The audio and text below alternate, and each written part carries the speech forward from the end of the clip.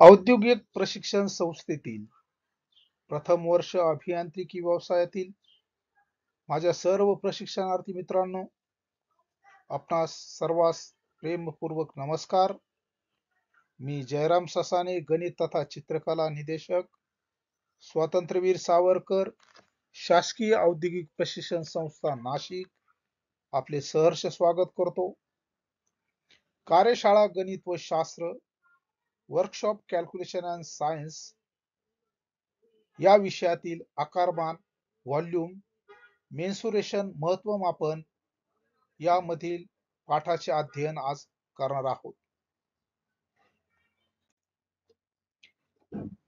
प्रशिक्षणार्थी मित्र, मागील क्षेत्रफळामध्ये आपण बघितलं की ज्या 2D फिगर असतात, 2 डायमेन्शनल, जिथे लांबी आणि रुंदी या दिलेल्या असतात. म्हणजे थोडक्यात पदार्थाने जी पृष्ठभागावर व्यापलेली जागा आहे अशांचं आपल्याला क्षेत्रफळ काढता येतं. मागील क्षेत्रफळ या पाठामध्ये आपण त्रिकोण, चौकोन, आयत, समलंब चौकोन, वर्तुळ, इलिप्स इत्यादींचे क्षेत्रफळ, परिमिती कसे काढायचे आणि त्या भौमितिक आकृत्याविषयी माहिती घेतलेली आहे. या पाठामध्ये ज्या 3D फिगर्स असतात, म्हणजे 3 मापाच्या ज्या आकृत्या असतात किंवा जे सॉलिड्स असतात, अशांचं आकारमान, व्हॉल्यूम कसं काढलं जातं किंवा त्याला किती अनन्यसाधारण महत्व आहे. आकारमान, व्हॉल्यूम म्हणजेच थोडक्यात एखाद्या घन पदार्थाने हवेत व्यापलेल्या जागेला आकारमान असं म्हटलं जातं. इथे एक आयताकृती ठोकळा जर आपण बघितला तर या आयताकृती ठोकळा एका टेबलवर ठेवलेला आहे असं आपण गृहीत धरलं तर या टेबलच्या किंवा जमिनीच्या पृष्ठभागावर या ठोकळ्याने 3 बाजू म्हणजे 3 डायमेन्शन्सने जागा व्यापलेली आहे. पृष्ठभागावर याने लांबी आणि रुंदी व्यापलेली आहे, तर हवेमध्ये याने h त्याची उंची व्यापलेली आहे. म्हणजे अशा ज्या आकृत्या असतात त्यांना सॉलिड्स असं म्हटलं जातं. या आकारमानामध्ये आपण आयताकृती ठोकळा, घन, चिती, प्रिझमचे वेगवेगळे प्रकार, त्यानंतर शंकू, शंकू नंतर फ्रस्टम ऑफ कोन, सूची, पिरॅमिड याविषयी उदाहरणं आपण बघणार आहोत. उदाहरणार्थ यामध्ये आपण जर या आकृतीचा विचार केला तर एक आयताकृती ठोकळा समजा टेबलावर ठेवला आहे. त्या ठोकळ्याने हवेत व्यापली जागा म्हणजेच त्याची लांबी गुणिले रुंदी गुणिले उंची एवढी आहे. एकक, समजा जर लांबीचे जसं आपण क्षेत्रफळामध्ये बघितलं 2 किमती असतात 2D फिगर, सेंटीमीटर गुणिले सेंटीमीटर, सेंटीमीटरचा वर्ग हे क्षेत्रफळाचं एकक तयार होतं.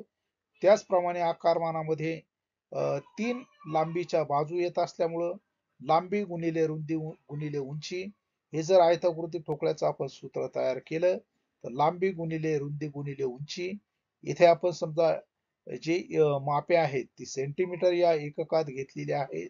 तर सेंटीमीटर 3 वेळा आलेला असल्यामुळं सेंटीमीटरचा घन किंवा क्युबिक सेंटीमीटर, घन सेंटीमीटर हे आकारमानाचे एकक तयार होते. ज्या लांबीमध्ये तुम्ही मीटर मध्ये घेतला असेल तर घन मीटर, मीटर क्यूब, एमएम मध्ये घेतला असेल तर एमएम चा क्यूब, इंचामध्ये घेतलेला असेल तर इंच क्यूब, किलोमीटर मध्ये घेतलेला असेल किलोमीटर क्यूब, ही आकारमानाची साधित एकक तयार होतात. या ठिकाणी काही भौमितिक सॉलिड जे आहेत ते सॉलिड मी आपल्याला या ठिकाणी दाखवत आहे.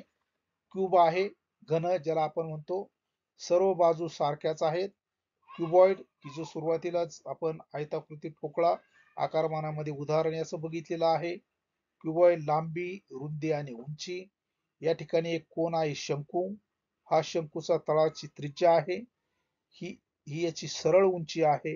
हा याचा व्हर्टेक्स म्हणजे शिरोबिंदू आहे. ही याची तिरकस उंची जे स्लांट हाईट आहे. फ्रस्टम ऑफ राईट सर्क्युलर कोन, जर हा कोन आपण काही भागात इथे कापला तर आपल्याला फ्रस्टम ऑफ कोन, थोडक्यात बकेट असं आपल्याला म्हणता येईल. बऱ्याच वेळा आपल्याला बकेटचे उदाहरणही व्यावहारिक जीवनामध्ये सोडवावं लागतात. थोडक्यात इथं आपण जर विचार केला तर या बकेटमध्ये जर आपण पाणी किंवा वाळू भरले तर त्या द्रव पदार्थ आपण बघतो की द्रव पदार्थ कोणत्याही भांड्यात भरला असता त्या भांड्याचा जो आकार आहे त्या द्रवाला प्राप्त होत असतो. त्यालाही आपल्याला आकारमान असं म्हणता येईल. फ्रस्टम ऑफ कोन या ठिकाणी काही ज्या जॉमेट्रिकल सॉलिड्स आहेत त्यांची नावं इथं आहेत. ट्रायंग्युलर प्रिझम, त्रिकोणी चिती, स्क्वेअर प्रिझम, चौकोनी सूचिकी ज्याला आपण क्यूब असं म्हटलं जातो, रेक्टँग्युलर प्रिझम, आयताकृती ठोकळा, पॅन्टॅगोनल प्रिझम, पंचकोनी चिती, हेक्सागोनल प्रिझम, षटकोनी चिती, ऑक्टेगोनल प्रिझम, अष्टकोनी चिती. खाली पिरॅमिड्स दिलेले आहेत. ट्रायंग्युलर पिरॅमिड, पिरॅमिड म्हणजे सूची, त्रिकोणी सूची, चौरसाकृती सूची, आयताकृती सूची, पॅन्टॅगोनल पिरॅमिड, षटकोनी सूची, ऑक्टॅगोनल पिरॅमिड. या ठिकाणी आपण एक फरक लक्षात घ्या. प्रिझम आणि चितीमध्ये फरक काय आहे?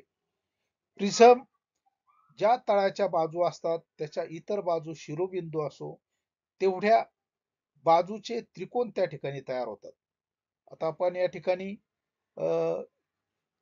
पॅन्टॅगोनल पिरॅमिड आणि पॅन्टॅगोनल प्रिझम यांची जर तुलना केली तर या ठिकाणी आपल्याला पॅन्टॅगोनल पिरॅमिड मध्ये जेवढ्या बाजू आहेत संलग्न आणि शिरोबिंदू असे 5 त्रिकोण तयार होतात. तर पॅन्टॅगोनल प्रिझम मध्ये संलग्न बाजू, कारण की वरचाही पृष्ठभाग हा पॅन्टॅगोन आकाराचा आहे आणि त्याचा तळही पॅन्टॅगोन आकाराचा आहे. म्हणजेच या ठिकाणी 5 चौरस किंवा आयत या ठिकाणी तयार होतात. हा प्रिझम आणि सूची याच्यातला महत्वाचा फरक होय. जी उदाहरणं आहेत त्या उदाहरणावरून आपल्याला आकारमानावरील उदाहरणं कशी सोडवली जातात हे बघणार आहोत. आकारमान हा टॉपिक जे यंत्र गटातील मेकॅनिकल ट्रेड ग्रुप मधील जे विद्यार्थी असतील त्यांना हा महत्वाचा पाठ आहे की ज्याच्याद्वारे कॉस्ट आणि इस्टिमेशन याच्यामध्ये आकारमानाची जी सूत्र आहेत किंवा आकारमानावरील जी उदाहरणं आहेत ती सोडवताना त्याचा बऱ्याच वेळा उपयोग होतो. या ठिकाणी आपण एक क्यूबचं घनाचं उदाहरण बघतोय. 5 सेंटीमीटर बाजू असलेल्या घनाचे आकारमान आणि संपूर्ण पृष्ठभागाचे क्षेत्रफळ काढा, असं हे आपलं उदाहरण आहे. या उदाहरणामध्ये जो घन दिलेला आहे त्या घनाची बाजू आपल्याला 5 सेंटीमीटर दिलेली आहे. घनाचे आकारमान बरोबर जे सूत्र आहे बाजूचा घन, घनाचे आकारमान जी बाजू दिलेली आहे 5, 5 गुणिले 5 गुणिले 3 थोडक्यात 5 चा घन. तर घनाचे आकारमान हे आपल्याला या ठिकाणी मिळालेले आहे 125 घन सेंटीमीटर. संपूर्ण पृष्ठभागाचे क्षेत्रफळ, संपूर्ण पृष्ठभाग कुठल्याही सॉलिडचा जर आपण विचार केला तर या घनाचा जर विचार केला तर याला 6 पृष्ठभाग आहेत. वरचा पृष्ठभाग, तळाचा पृष्ठभाग, लेफ्ट साइडचा, राईट साइडचा, समोरच्या बाजूने, त्या बाजूने आणि तळाचा एक, असे 6 पृष्ठभाग या घनाला किंवा ज्याला कडा आहेत त्यांना 6 बाजू या आकारमानामध्ये संपूर्ण पृष्ठभागाच्या क्षेत्रफळामध्ये विचारात घेतल्या जातात. संपूर्ण पृष्ठभागाचं क्षेत्रफळ आहे 6 गुणिले बाजूचा वर्ग. संपूर्ण पृष्ठभागाचे क्षेत्रफळ बरोबर 6 गुणिले जी बाजू दिलेली आहे 5, 5 चा वर्ग. संपूर्ण पृष्ठभागाचे क्षेत्रफळ बरोबर 6 गुणिले 25. तर या घनाचे आकारमान संपूर्ण पृष्ठभागाचे क्षेत्रफळ या ठिकाणी आपण शोधलेले आहे. घनाचे आकारमान हे 125 घन सेंटीमीटर, तर संपूर्ण पृष्ठभागाचे क्षेत्रफळ हे 150 सेंटीमीटर वर्ग चौरस सेंटीमीटर. या उदाहरणात त्याचे उत्तर आपणास मिळालेली आहेत. पुढचं आपण बघतो बघा, क्युबॉइड रेक्टँग्युलर बॉक्स. एक 15 सेंटीमीटर लांबी, 10 सेंटीमीटर रुंदी व 5 सेंटीमीटर उंची असलेल्या आयताचे क्युबॉइडचे आकारमान आणि संपूर्ण पृष्ठभागाचे क्षेत्रफळ या उदाहरणात आपल्याला काढायचे आहे. प्रथमतः इथं आपण आकृती तयार केलेली आहे रेक्टँग्युलर बॉक्सची. याची लांबी घेतलेली आहे 15 सेंटीमीटर, रुंदी घेतलेली आहे 10 सेंटीमीटर, उंची घेतलेली आहे 5 सेंटीमीटर. आकृती जर आपण काढायचा प्रयत्न केला उदाहरण सोडवताना, तर उदाहरणाच्या ज्या रेक्टँग्युलर बॉक्सच्या जी मापं असतात, ती मापं आपल्याला ओळखण्यास सोपे जाते. म्हणून क्षेत्रफळ आणि आकारमानामधील कुठलेही उदाहरण असतील तर शक्यतो आकृती काढल्यास सोडवलेले उदाहरण समजण्यास आपणास सोपे जाते. आयताचे आकारमान बरोबर लांबी गुणिले रुंदी गुणिले उंची. जी लांबी दिलेली आहे 15, रुंदी 10, उंची 5, या सर्वांचा गुणाकार केला असता हा जो आयताकृती ठोकळा आहे किंवा क्यूबॉइड आहे, त्याचे आकारमान आपल्याला मिळालेले आहे 750 घन सेंटीमीटर. संपूर्ण पृष्ठभागाचे क्षेत्रफळ, त्याचं सूत्र आहे 2 कंसात लांबी गुणिले रुंदी अधिक लांबी गुणिले उंची अधिक रुंदी अधिक गुणिले उंची.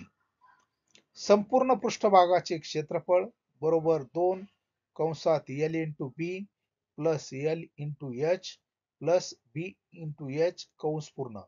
ज्या लांबी रुंदी आणि उंचीच्या ज्या किमती आपल्याला माहित आहेत, या आपल्याला दिलेल्या सूत्रास टाकल्यास आपल्याला संपूर्ण पृष्ठभागाचे जे क्षेत्रफळ आहे या आयताकृती ठोकळ्याचे क्युबॉइडचे हे मिळालेले आहे 550 सेंटीमीटर वर्ग.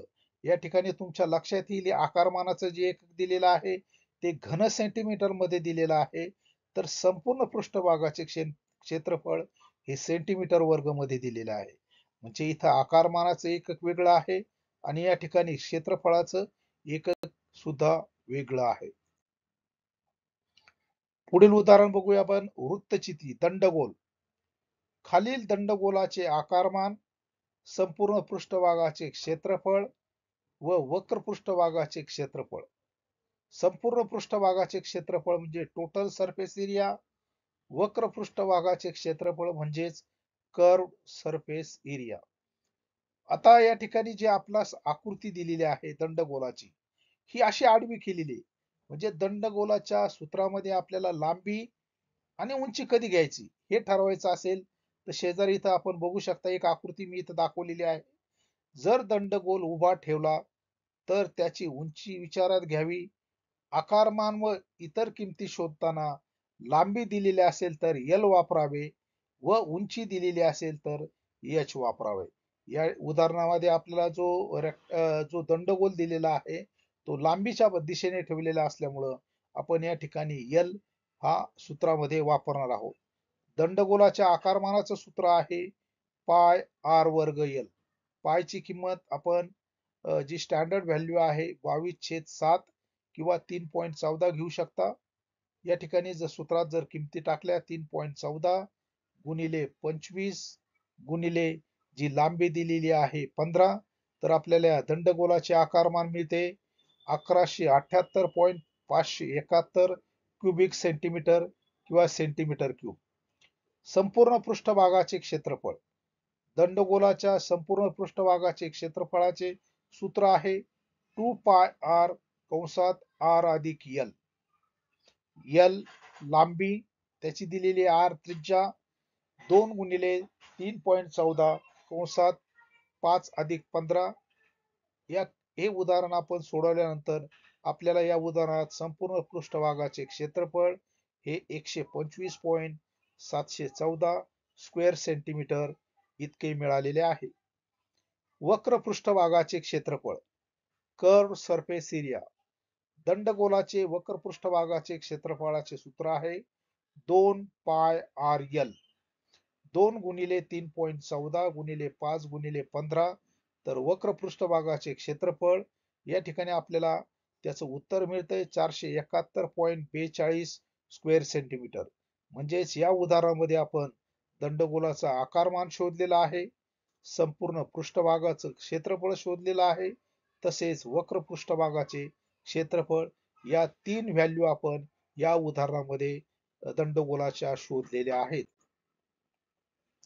पुढे आहे षटकोनी चिती हेक्सागोनल प्रिझम. उदाहरण या प्रकारचं आहे. 10 सेंटीमीटर बाजू असलेल्या षटकोनी चिती हेक्सागोनल प्रिझमचे आकारमान काढा. आकृतीमध्ये आपण बघतोय जो षटकोन आहे त्याची तळाचं क्षेत्रफळ आपल्याला काढावं लागणार आहे.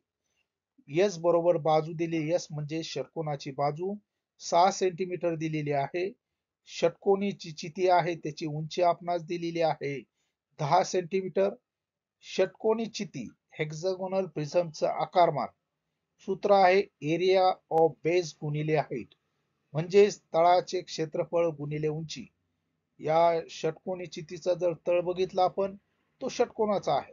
म्हणजे षटकोनाच्या क्षेत्रफळाचं जे सूत्र आहे 2.6 गुणिले बाजूचा वर्ग गुणिले उंची, हे सूत्र आपल्याला या ठिकाणी मिळतं.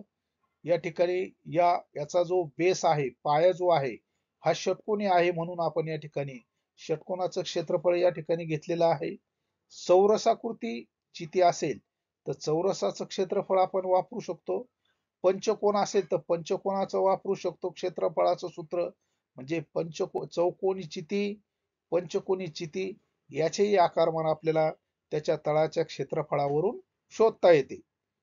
2.6 गुणिले 62 गुणिले 10, तर षटकोनी चितीचे जे आकारमान आहे ते आपल्याला या उदाहरणामध्ये मिळालेले आहे 936 घन सेंटीमीटर किंवा सेंटीमीटर क्यूब.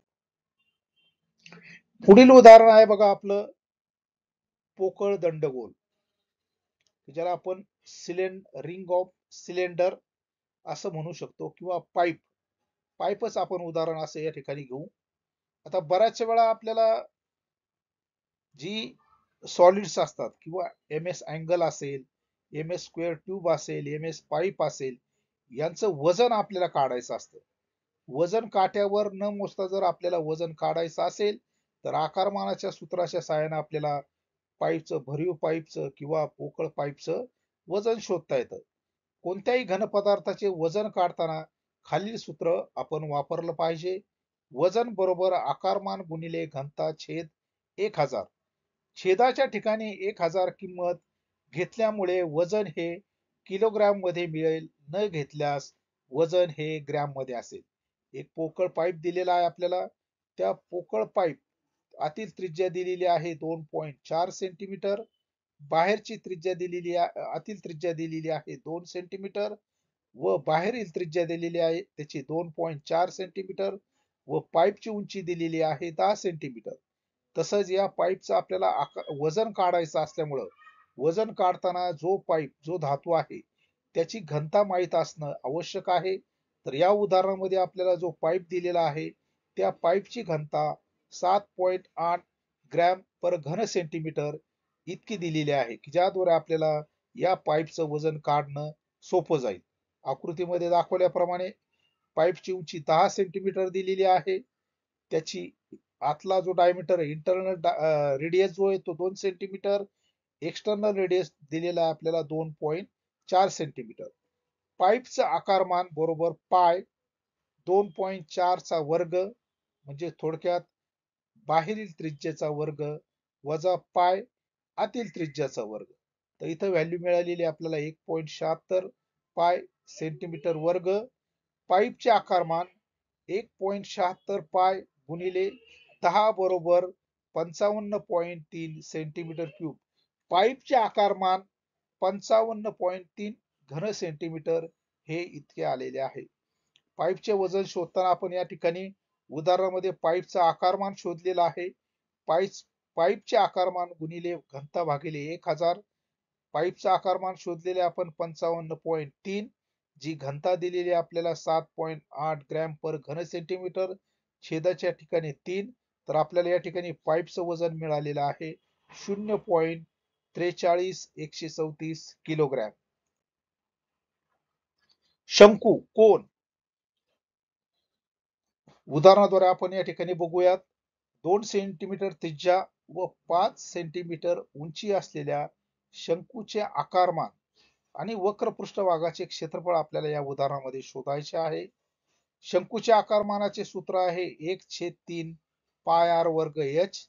दिलेल्या किमती आपण जर सूत्रात टाकल्या, त्रिज्या दिलेली आहे 2 सेंटीमीटर, त्याची उंची दिलेली आहे, सरळ उंची दिलेली आहे 5 सेंटीमीटर. सूत्रामध्ये किमती टाकल्यानंतर शंकूचे आकारमान मिळालेले आपल्याला 20.93 घन सेंटीमीटर. पृष्ठभागाचे क्षेत्रफळ बरोबर सूत्र आहे पाय आर एल. एल म्हणजेच या शंकूची तिरकस उंची. ही तिरकस उंची आपल्याला या उदाहरणामध्ये दिलेली नाही. इथे आपल्याला सरळ उंची 5 सेंटीमीटर आणि त्रिज्या दिलेली आहे. या दोन्ही किमतीवरून आपल्याला शंकूची जी तिरकस उंची आहे ती तिरकस उंची आपल्याला या ठिकाणी शोधता येईल. त्यासाठी सूत्र आहे तिरकस उंची बरोबर वर्गमुळात उंची वर्ग अधिक त्रिज्या वर्ग एच वर्ग अधिक आर वर्ग. 2 चा वर्ग अधिक 5 वर्ग बरोबर 4 अधिक 25 वर्गमुळात 29. एल ची किंमत आपल्याला मिळालेली आहे 5.38 सेंटीमीटर. वक्र पृष्ठभागाचं क्षेत्रफळाचं सूत्र आहे पाय आर एल. किमती टाकल्यास 3.14 गुणिले 2 गुणिले 5.38. तर वक्र पृष्ठभागाचे क्षेत्रफळ आपल्याला या शंकूचे कोनचे मिळालेले आहे 33.28 घन सेंटीमीटर.